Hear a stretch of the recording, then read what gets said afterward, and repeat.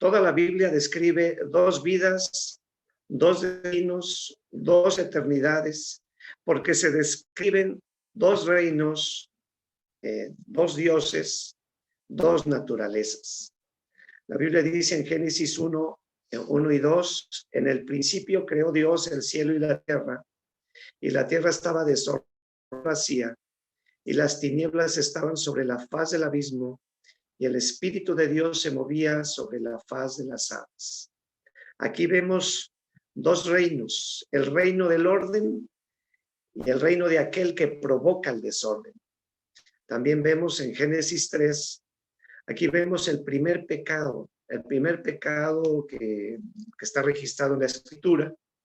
Claro que podemos ver que en la eternidad pasada, pues Satanás, el primer pecado realmente fue el pecado que se cometió en el cielo, ¿verdad? La soberbia de Satanás y la contratación que hizo, que se llevó la tercera parte de los ángeles con él. Pero el primer pecado aquí de la tierra es el que provocó Satanás, que fue la deshonra a Dios, la calumnia, la mentira de Satanás. Eso provocó la desobediencia, que es el primer pecado del hombre, ¿verdad? Pero el primer pecado registrado, pues, es el de la deshonra, ¿no? Cuando Satanás puso en entredicho, puso en duda lo que Dios había afirmado, ¿no? Aquí también empieza la naturaleza caída y empieza el nuevo mundo que produciría cardos y espinos, enemistades, competencia y degradación. En Génesis 4 también vemos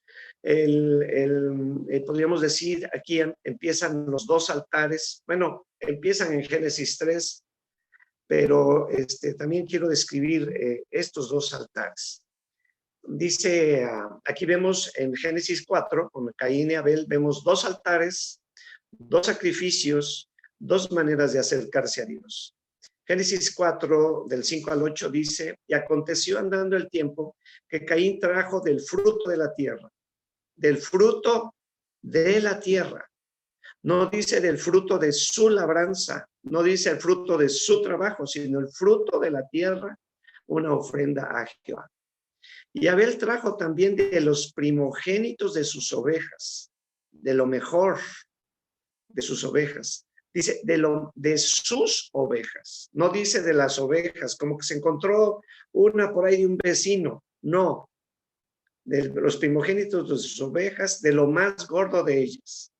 Y miró Jehová con agrado a Abel y a su sacrificio, a su ofrenda, al altar de oración, pero no miró con agrado a Caín y a la ofrenda suya.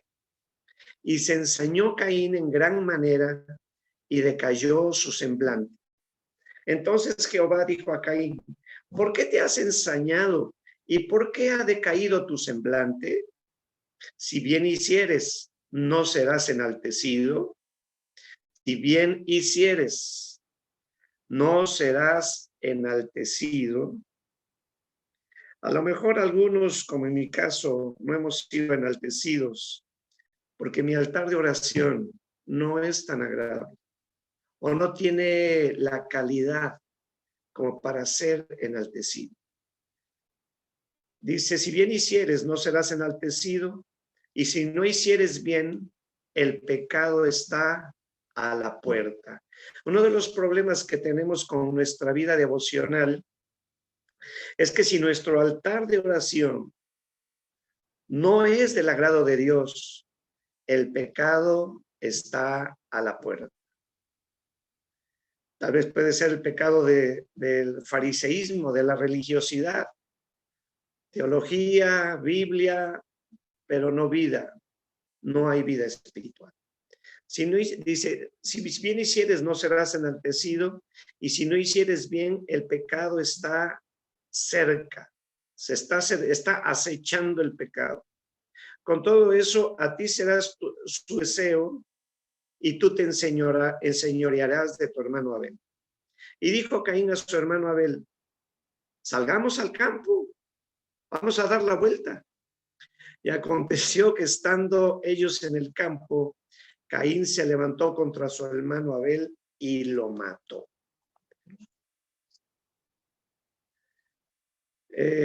Bueno, aquí vemos el altar de oración de Caín, que fue un sacrificio ceremonioso, superficial, solo de apariencia, solo como para cumplir. Y también vemos el altar de oración de Abel, un sacrificio de amor. Él sacrificó lo que a él le costó, lo que fue un trabajo especial. Él se llevó tiempo cuidando, amando, alimentando, etcétera, procurando sus ovejas. Fue un altar de reconocimiento de la grandeza de Dios, porque fue excelente. Y también fue un altar de fe y de entrega a Dios. Él por amor entregó esa calidad. O sea que Abel hizo bien su altar, y Caín hizo mal su altar. Los dos hicieron altar.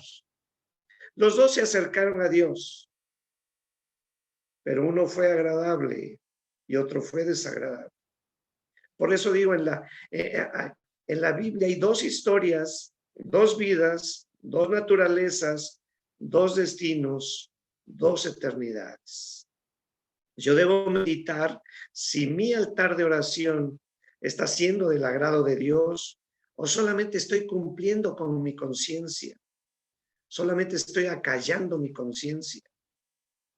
¿Qué hizo la diferencia entre estas dos personalidades, entre estas dos historias, entre estas dos vidas, Caín y Abel, entre estos dos destinos, entre estas dos naturalezas, entre estas dos eternidades? La diferencia la hizo la calidad del altar de oración. Aquí debemos preguntando, ¿qué estoy ofreciendo a Dios? Cuando yo me acerco a Dios, ¿hay un verdadero sacrificio? ¿Hay algo que puedo decir que es agradable a Dios? Yo tengo que meditar en eso porque, bueno, y quiero confesar mi pecado. Yo he sido religioso muchos años de mi vida. Y por ser religioso, yo abandoné a mis dos primeros años, ¿no? Porque para mí era una carga mi devoción diaria, mi lectura de la Biblia, antes que cumplirle deseos a mis hijos. Confieso mi pecado, amados. Tengo muy buenos hijos, excelentes, hijos que no merecemos. Tenemos hijos que no merecemos, pero lastimé a mis hijos. Y creo que yo fui más religioso. Yo fui más como Caín, ofrecía algo para acallar mi conciencia, pero no estaba agradando a Dios porque Dios está muy interesado en la familia. Y Dios está muy interesado en el futuro de nuestros hijos, de mis hijos. Gracias a Dios que ellos están bajo promesas que Dios les ha declarado. Todavía no están en cumplimiento. Y es mi diaria oración que Dios lleve eso a cumplimiento. Entonces, a veces, mi altar de oración, mi altar de sacrificio tiene que ser sacrificar el altar de oración por fe para entregarme a mi esposa y a mis hijos. No sé si me explico. No estoy dejando a Dios en segundo plano. Solamente estoy cumpliendo con algo que a Dios le agrada. Que yo también atienda a mi familia. Como dice Cantares, me pusieron a guardar las viñas y la viña que era mía no cuidé. Un gran error cometemos los que no podemos sacrificar nuestro altar de oración por falta de fe. Porque ahí no hay fe, ahí volvemos a las obras de la carne, a querer agradar a Dios con obras, pasando por alto algo tan importante como es la vida espiritual de mis hijos, que depende de mi relación con ellos, porque la vida de un niño ve a Dios de la misma manera en que ve a su padre. Entonces, si ve a su padre religioso, a nadie le gusta un Dios religioso. Yo tengo que ver, mis hijos tienen que ver a un Dios de amor, para que ellos se les antoje. Y de esa manera tengo que amarlos para que ellos se les antoje buscar al Dios del amor, al que los ama, los cuida, los protege. no nada más al que les da alimento diario. Por eso yo digo, ¿y cuánto estoy entregando a Dios cada día? Porque si no habrá, porque volvemos a lo mismo, habrá dos vidas, dos naturalezas, dos destinos y dos eternidades para nosotros. Ya nosotros escogemos. Lo mismo puedo decir de mis hijos. Habrá dos hijos, uno que se acercará a Dios y otro que no quiere saber nada de Dios. Entonces, a veces tengo que sacrificar por fe y por amor a Dios el altar de oración para entregarme a mis hijos. Cuando vemos la respuesta de Dios a la entrega de Adán, esto provocó la envidia de Caín. Provocó la envidia de Caín, se ensañó, dice que cambió su semblante, obviamente para... Y hubo un coraje, ¿verdad? Entonces aquí quiero resaltar lo que dice Pablo a Timoteo. En segunda de Timoteo 3, del 10 al 12. Pero tú has seguido mi doctrina, conducta, propósito, fe, longanimidad, amor, paciencia, persecuciones, padecimientos, persecuciones. Has sufrido, has seguido las persecuciones y padecimientos como los que me sobrevinieron en Antioquía, en Iconio, en Listra, persecuciones que he sufrido y de todas me ha librado el Señor. Y también todos los que quieren vivir piadosamente en Cristo Jesús padecerán persecución. Aquí también vemos dos tipos de vida cristiana. La vida religiosa, carnal, bueno, no lo vemos especialmente aquí, pero vemos en la Biblia dos tipos de vida devocional, dos altares de oración. La religiosa, carnal, de apariencias, superficial, y el altar de oración, que es un altar de fe, que es sacrificial, es un altar esforzado, de esfuerzos. Y quiero decir lo que dice aquí, y también todos los que quieren vivir piadosamente en Cristo Jesús padecerán persecución. Si nadie habla mal de mí, si no tengo oposición ni quien se oponga a mi vida, si no estoy sufriendo persecución, entonces puede ser que mi altar de oración no esté siendo agradable a Dios.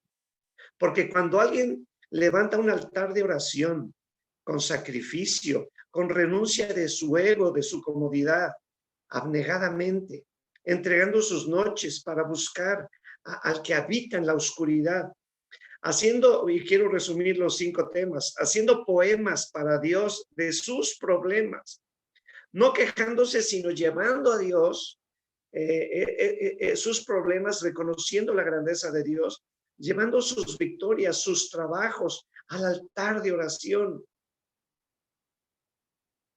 ¿verdad? Reconociendo a Dios después de cada logro, no dando a Dios algo que no le cueste.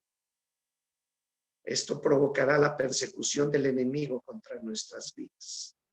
Y vemos en el capítulo 4 de Génesis, cristiano carnal contra el cristiano espiritual. Contra uno, como el hombre de fe, como el hombre de fe fue perseguido y aún muerto por la calidad de su oración, por la calidad de su entrega. Y por eso digo, si yo no estoy siendo perseguido, ¿es mi altar de oración realmente es agradable a Dios?